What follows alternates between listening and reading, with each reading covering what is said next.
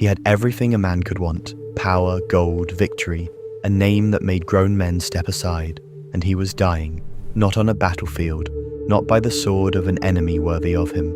He was being eaten alive from the inside, slowly, quietly, shamefully, and the only man on earth who could save him didn't even bother to come to the door. In the gleaming, restless city of Damascus, where gold traded hands before sunrise, where the air smelled of cedar smoke and horse leather, where every street corner had a story soaked in blood, there were two kinds of men: those who gave orders and those who obeyed them. Naaman was the kind who gave orders: tall, broad-shouldered, a jaw cut like the edge of a shield, eyes that had watched cities fall without blinking. His hands were scarred from 30 years of war, not the small, neat scars of a man who fought occasionally, but the deep, ragged marks of a man who lived inside battle. His voice was low, measured, the kind of voice that didn't need to rise to be obeyed. When Naaman walked into a room, conversations didn't just stop, they died. He was commander of the entire Syrian army, the right hand of King Ben-Hadad, a king soft around the middle, but razor sharp around the eyes. A king who understood one thing very clearly: his throne stayed warm because Naaman kept his enemies cold.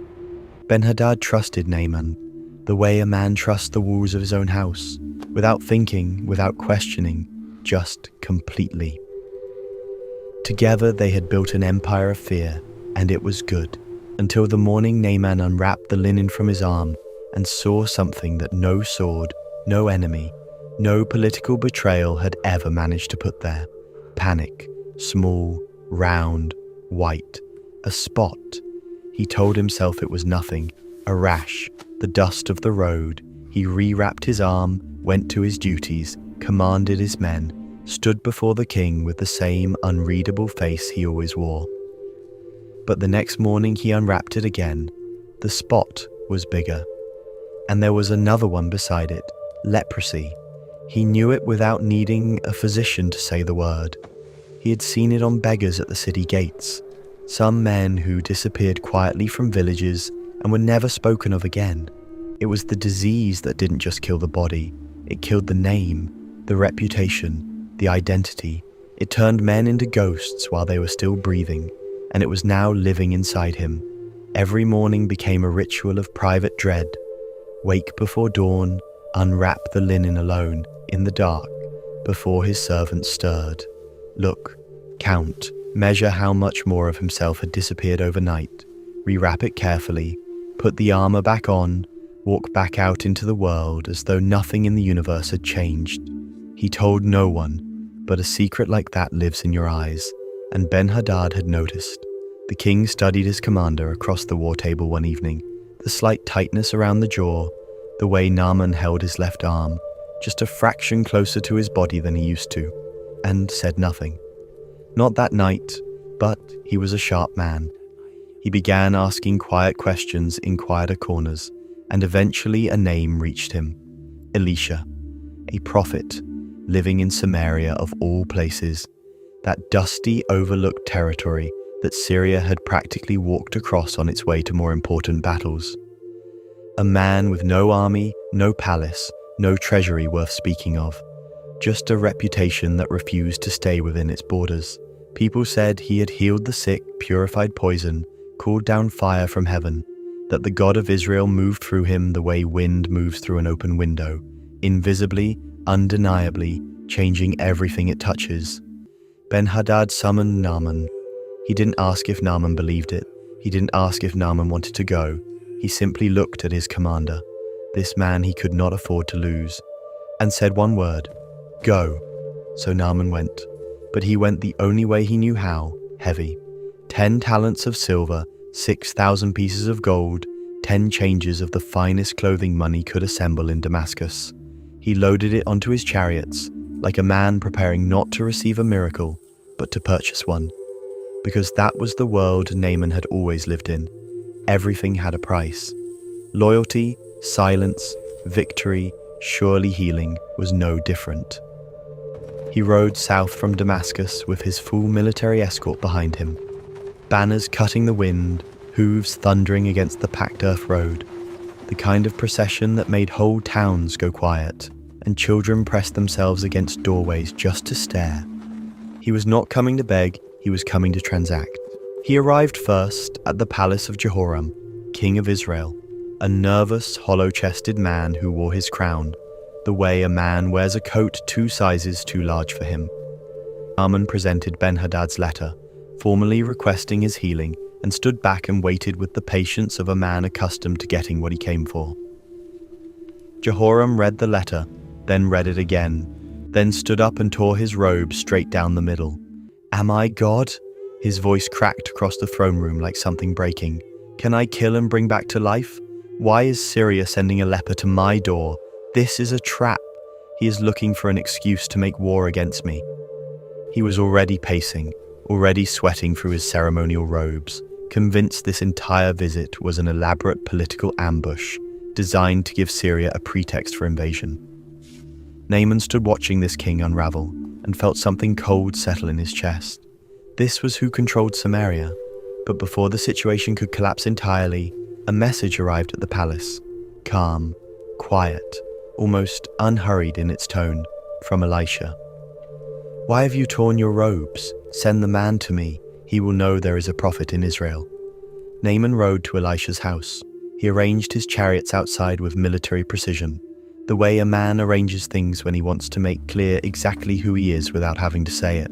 He sat tall on his horse, let the gold catch the afternoon sun. His soldiers lined up behind him like a wall of iron. He composed his face into the expression he always wore, entering negotiations.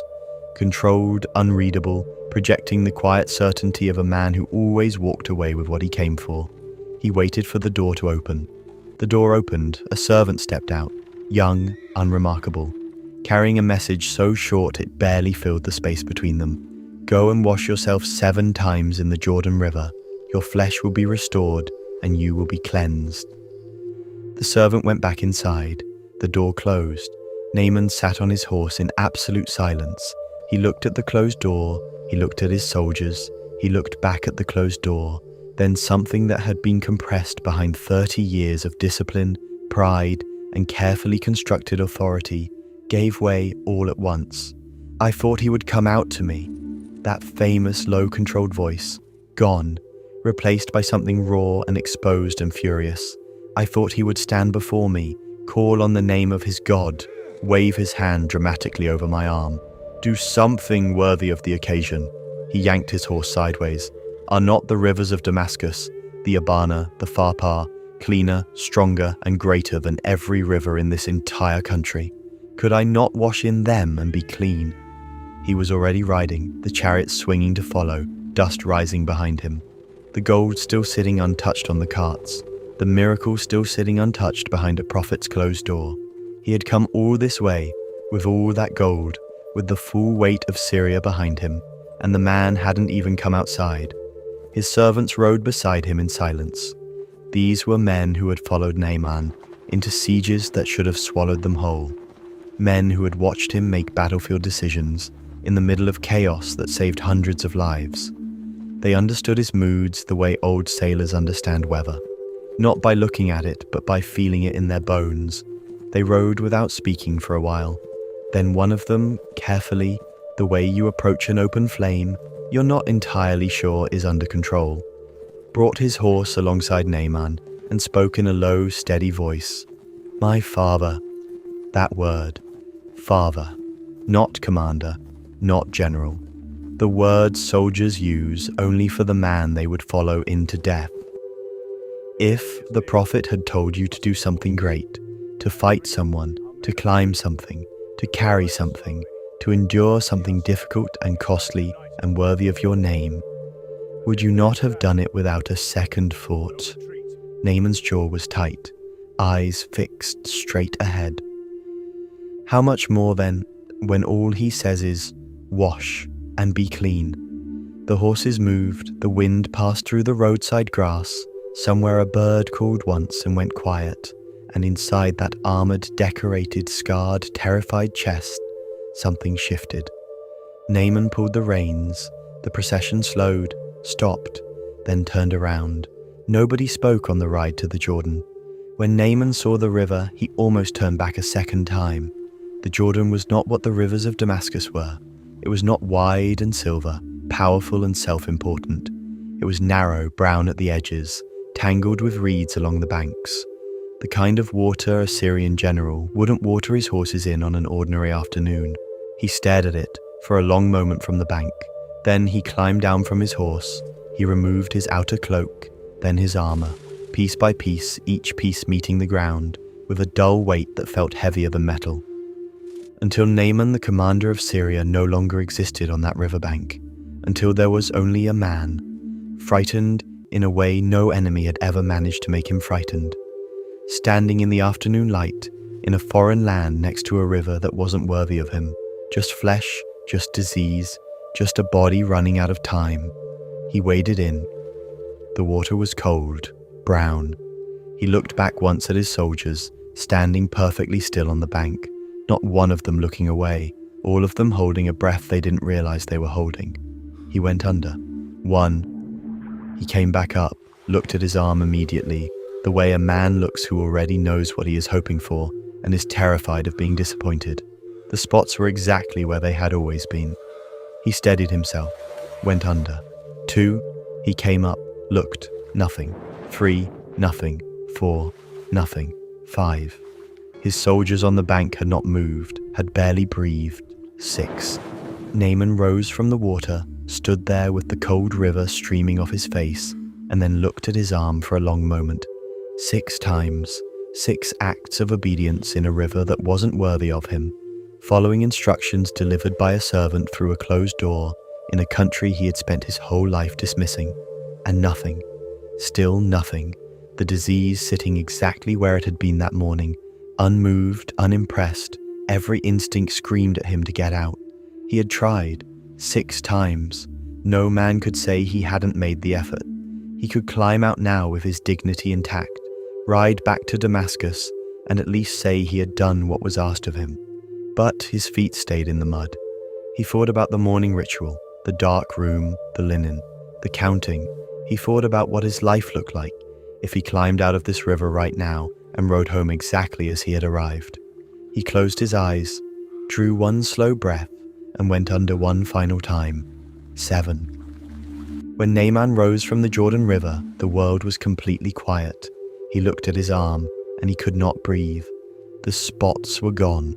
Not reduced, not partially faded in a way that required optimistic interpretation. Gone. Every last one.